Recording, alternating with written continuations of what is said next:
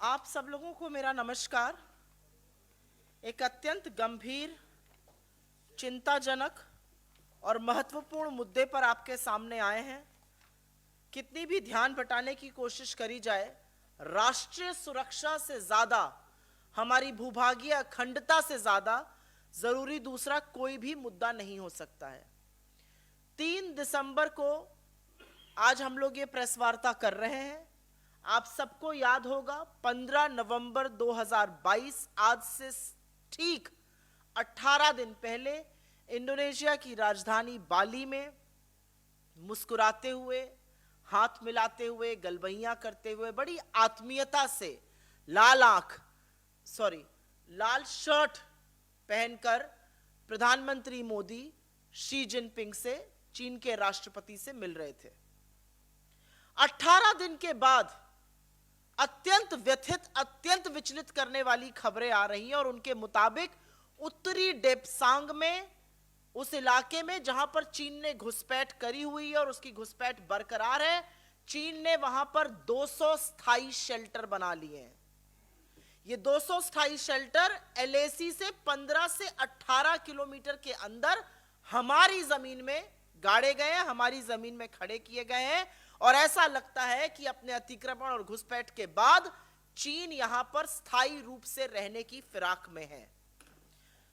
हम सबका मानना है कि यह हमारी भूभागीय अखंडता, हमारी राष्ट्रीय सुरक्षा, हमारे बॉर्डर्स की सुरक्षा के लिए बहुत बड़ा खतरा है।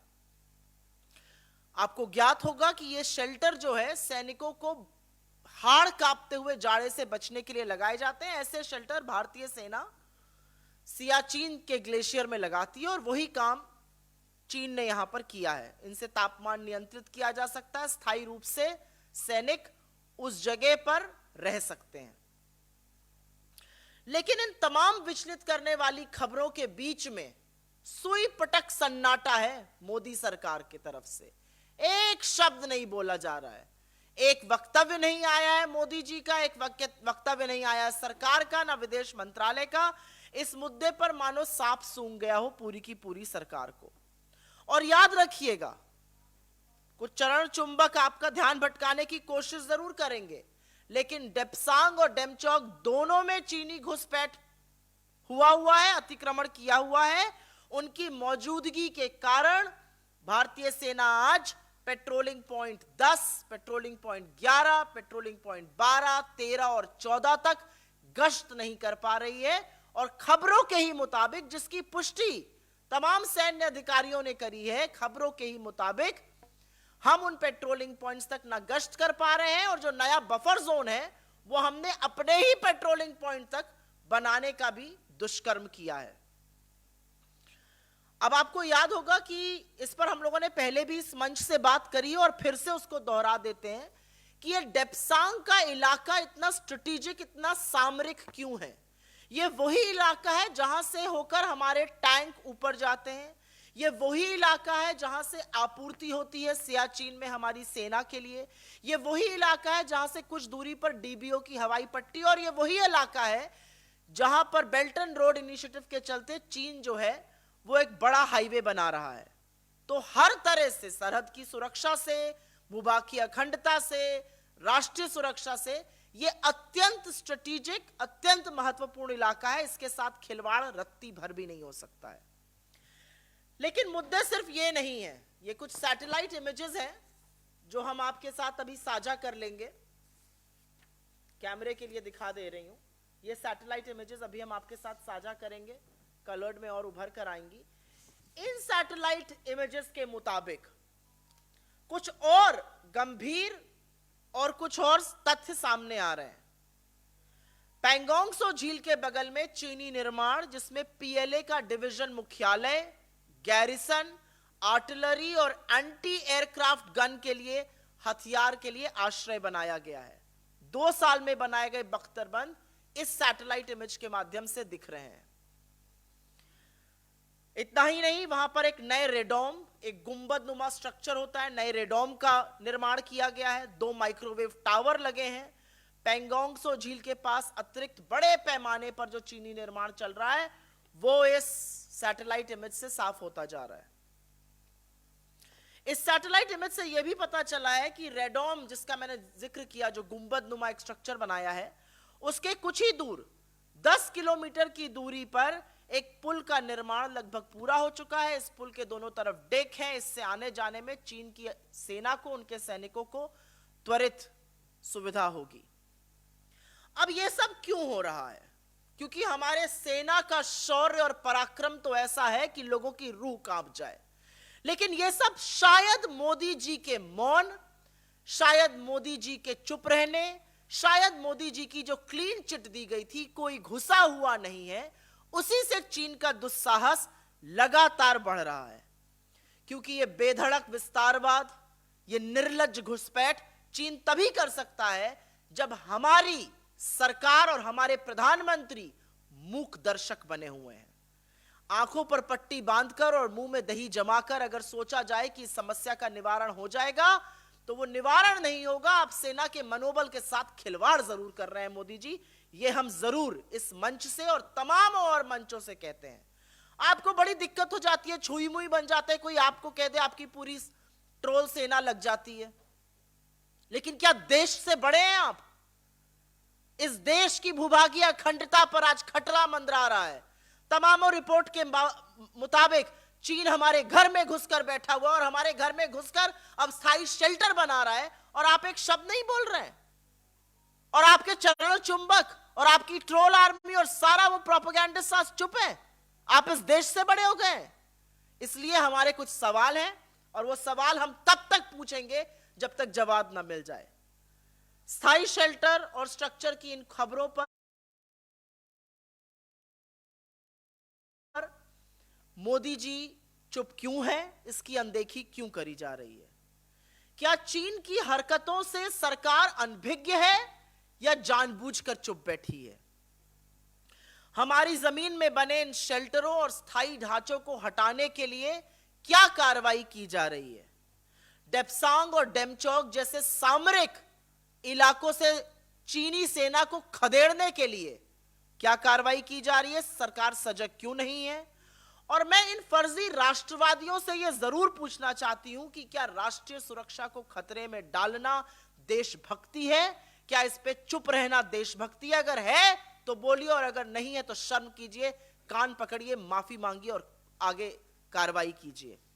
और अंत में वो सबसे महत्वपूर्ण सवाल जो हर सैनिक पूछना चाहता है, जो हर सैन्य अधिकारी पूछना चाहता है, जो रक्षा विशेषज्ञ पूछना चाहते हैं, अप्रैल 2020 की यथावत स्थिति कब और कैसे बनेगी, उसके बारे में आप क्या कर रहे हैं? आप झूले झूलते रहेंगे चीनी राष्ट्रपति के साथ?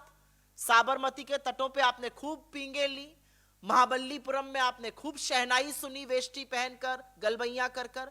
अभी बाली में भी आपने सारी मान्यताओं को, हमारे 20 सैनिकों की शहादत को भुलाकर खूब गलबैया करी। लाल आंख की जगह लाल शर्ट पहनकर खड़े हो गए स्वागत में शी जिनपिंग के। लेकिन सवाल यही है कि देश की भूभागीय अखंडता के साथ जब चीन ये दुस्साहस कर रहा है तो आप चुप क्यों हैं? I will make a very brief statement in English on an extremely urgent matter. On the 15th of November, exactly 18 days back, Mr. Modi had met Xi Jinping, the Chinese head of state.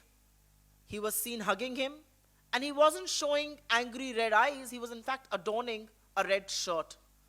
And I wonder, what did he talk about? Because he met Xi Jinping, this was after the supreme sacrifice of 20 of our brave hearts. But exactly 18 days later, we are now being told that in the area of Depsang, China has built permanent structures, permanent shelters. These temperature-regulated shelters help any army personnel to be stationed permanently at any place. 200 such shelters have been built by China in our territory, 15 to 18 kilometers inside the LAC. Why has there not been a single statement from Mr. Modi, his government, or the MEA? Remember very clearly that Depsang and Demchok are extremely strategic places for us. Also remember very clearly that China continues to occupy large parts of the territory in the Depsang area. Patrolling point 10, 11, 12, 13, 14, even 16, we are not being able to patrol up to because we have made buffer zones in our own territory. We also want to tell you, why is it strategic? Because it is through this route that we ensure supplies to the Siachen area. It is through this route where our tanks go through. It is through this route where the DBO airstrip is. And it is also in this area where China is building the Belt and Road Initiative. A huge highway there. But that's not all. There are images that I have here and images that we will share with you, far clearer images. And these are all credible images, satellite images, that tell us that there is huge fortification that China is doing both on land and on sea. In fact, around the Pangsong So Lake area, China has built a PLA division headquarter, a garrison, artillery, and anti-aircraft gun shelter. That's not all. A radome has been built, 2 microwave towers have been built, a pool has been built, a bridge has been built, which has decks on both sides, and this ensures easy passage of Chinese army. So where is China getting the courage to do what it is doing? It is certainly not coming from our army, because our army can send people running for a cover any day that they want to and any day that they wish to. China is getting emboldened by the abject pin-drop silence of Mr. Modi and the clean sheet that the Prime Minister has given that nobody has entered our territory. There is no other reason why China can do and get away with what it is doing. Mr. Modi is very touchy about anything that's said to him, any questions that are asked to him. You ask him a small question, his entire troll army, the right-wing propagandists, some of his silly spokespersons come out in defense. But is Mr. Modi bigger than this country? Is Mr. Modi more important than India? Is Mr. Modi more important than our territorial integrity and the security of this nation and the security of our borders? Because if that is not so, then why is he quiet as China does what it does? We have only 5 questions for the Prime Minister. Why is he looking in the other direction when permanent shelters, permanent fortifications are being built by China in the Depsang and the Demchok area? What steps are being taken to remove these structures and fortifications?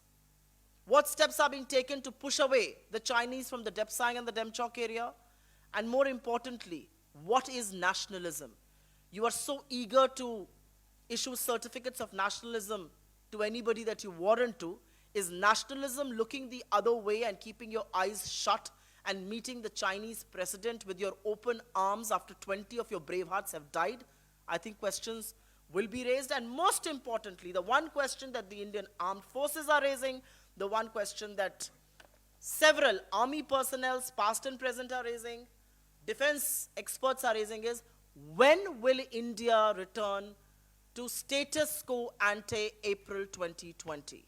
And what steps are being taken to ensure status quo ante April 2020 is restored? These are important questions, and we will continue to ask them. Mr. Modi may continue to hide behind his troll army, but that will not stop us from asking these questions. हम वो कायर नहीं हैं जो चीन का नाम सुनकर चुप हो जाएंगे. हम सवाल पूछेंगे, चीन को पीछे धकेलेंगे और आपसे जवाबदेही तय कराएंगे. Questions are welcome, please. Suomoto first. अगर चीन पर और इस अतिक्रमण पे कोई सवाल हो तो पहले आप उसको पूछ लीजिए. We will raise it in every fora that we have access to, including the Indian Parliament.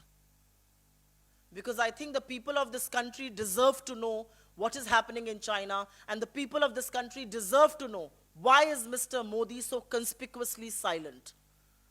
प्रधानमंत्री की चुप्पी अब यह देश बर्दाश्त नहीं कर सकता है. चीन जैसे मसले पर जब प्रधानमंत्री गलबैयां कर रहे हैं शी जिनपिंग के साथ, तो यह भी बताएं कि क्या बातें करते हैं. क्यों नहीं उनसे कहते हैं कि आप हमारी टेरिटोरियल इंटेग्रिटी में दखलंदाजी कर रहे हैं. परमानेंट शेल्टर चीन बना रहा है, प्रधानमंत्री उनको सर्टिफिकेट दे रहे हैं, कोई घुसा हुआ नहीं है. बिल्कुल इस मुद्दे को, इस मामले को हर उस फोरम पे उठाया जाएगा जहां पर हमें एक्सेस है.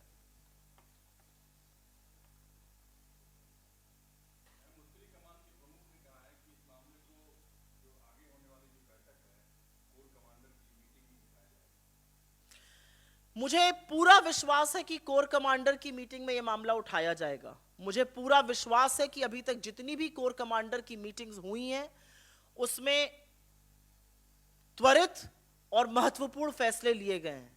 हमें अपनी सेना के शौर्य और पराक्रम पर ही तो पूरा विश्वास है।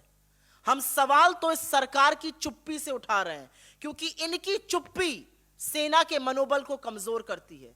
जब हमारे सैन्य अधिकारी और 20-20 सैन्य अधिकारी जब अपना सर्वोच्च बलिदान देते हैं और प्रधानमंत्री जाकर शी जिनपिंग से गलबैयां करते हैं और एक शब्द नहीं बोलते हैं, तो इनके मनोबल के साथ क्या खिलवाड़ होता है ये मुझसे बेहतर आप बता सकते हैं। जब प्रधानमंत्री 20 सैनिकों की शहादत के बाद कहते हैं कि कोई घुसा हुआ नहीं था गलवान में, तो इन सैनिकों की शहादत पर और इनके परिवारों पर क्या बीतती है, कभी किसी ने सोचा है? जब सैन्य पराक्रम और शौर्य के चलते हम स्ट्रेटेजिक जगहों पर कब्जा करते हैं और वहां से पीछे हटा दी जाती है ये सेना, तो इन पर क्या बीतती है, कभी किसी ने सोचा है? जिस पेट्रोलिंग पॉइंट तक हम गश्त करते थे वहां से पीछे हटाकर उसको बफर जोन बना दिया जाता है, कभी सोचा है क्या बीतती है सेना पर? आपको क्या लगता है सेना पर क्या बीतती है जब चीन पर आंख में धूल झोंकने का काम मोदी जी करते हैं कुछ ऐप बैन करके, और चीन को लगातार व्यापार बढ़ाकर देते जा रहे हैं। चीन सबसे बड़ा हमारा व्यापारी पार्टनर बन गया है। एक तरह से देखिए तो चीन का यह अतिक्रमण तो फंड मोदी जी कर रहे हैं। कोई और सवाल इस मुद्दे पर? ठीक है जी, बताएं।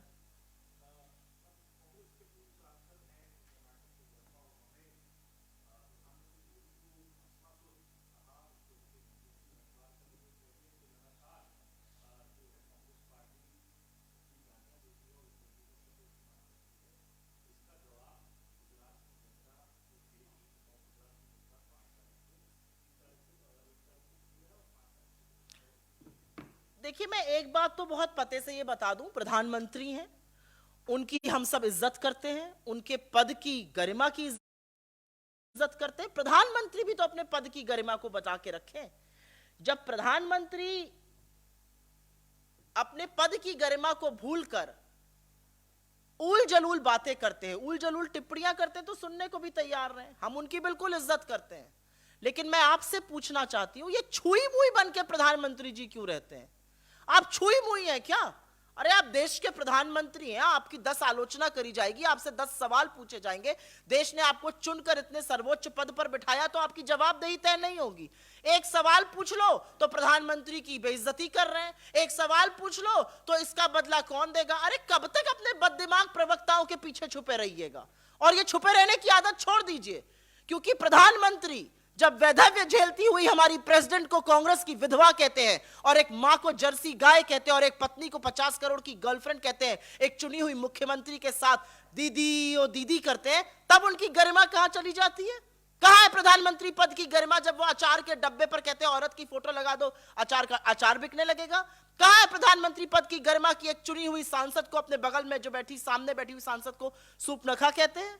क्या है प्रधानमंत्री पद की गरिमा की प्रधानमंत्री को रेनकोट पहनकर नहाता हुआ कहते हैं? तो आप सब बोलिए और हम वो सहते रहें, और आपसे अगर एक भी तीखा सवाल पूछ लिया जाए तो आप छुई मुई हैं।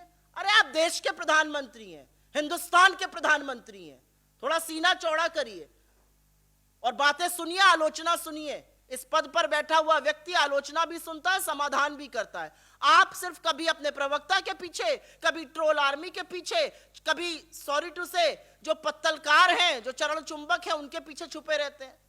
आप कुछ भी बोलिए तो वो लीला कर रहे हैं, हम कुछ बोले तो हम पाप कर रहे हैं। ये तो नहीं चल पाएगा। आप अपने पद की जितनी गरिमा दिखाइएगा उतनी ही गरिमा से आपसे बात करी जाएगी। आप अपने पद की गरिमा प्रधानमंत्री रहते हुए खोइएगा तो आपका भी पद उस तरह की प्रतिष्ठा से विहीन होगा।